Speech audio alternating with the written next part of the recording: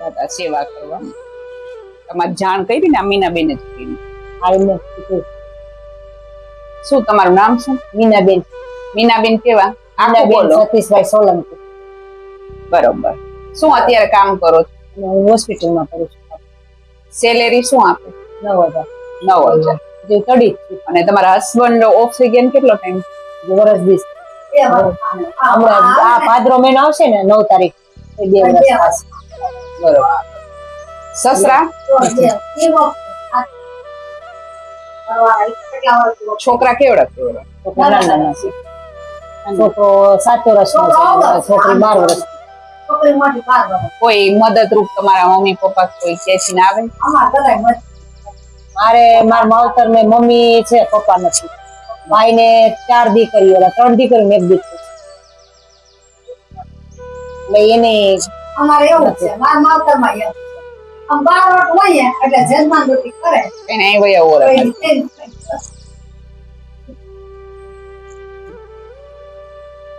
બીજી કઈ જરૂરિયાત કઈ છે? છોકરા સરકારી ભણે ગવર્મેન્ટ? સરકારી પ્રાઇવેટમાં નથી. એટલે ફી નું ને એવું કઈ હોય ને તો કેજો એટલે અમે ભરી દઈએ. કઈ જરૂર હોય ને એવી તો વધારે તો તમ તાર કેવું હોસ્પિટલ નું કામ હોય કઈ પણ હોય ને તો કેજો. જો આમાં નંબર હશે.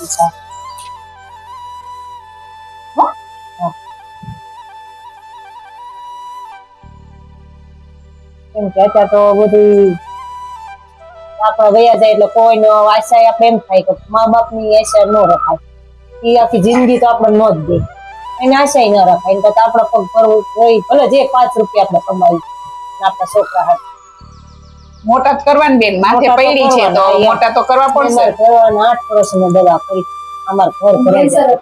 ના કિડની ફેલ હતી, કિડની ફેલ હતી. અમારા આખું આયા સુધી દવાનું ખોખા હોય. બહુ અમે ઉંમર કેટલી છે બેન? 32 વર્ષ.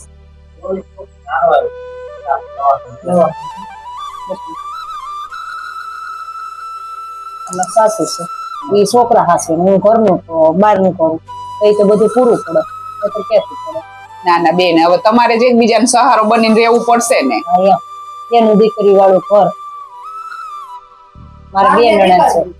ને આ ઘઉં તમને કોને લઈ દીધી? એ અમારા સાહેબ છે ને એમને લઈ દીધા.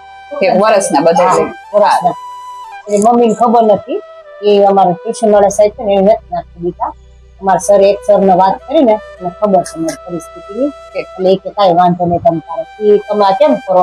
એ એવા લોકોને મદદરૂપ થતા હોય તો એને વાત કરી, એકબીજા ઓળખતા હોય ને એને ખબર બધી એને વાત કરી આવી રીતે બેન નાખી છે. કઈ વાંધો નહીં તમારે. હોસ્પિટલમાં શું કરો? હું આયા બેનમાં કચરા પોતાનું સ્ટેશન નું બધું કરવાનું. અહીંયા સિવિલ? ના ના અહીંયા જ છે. પ્રાઇવેટ? પ્રાઇવેટ. શું નામ છે હોસ્પિટલ? સાચી. સાચી.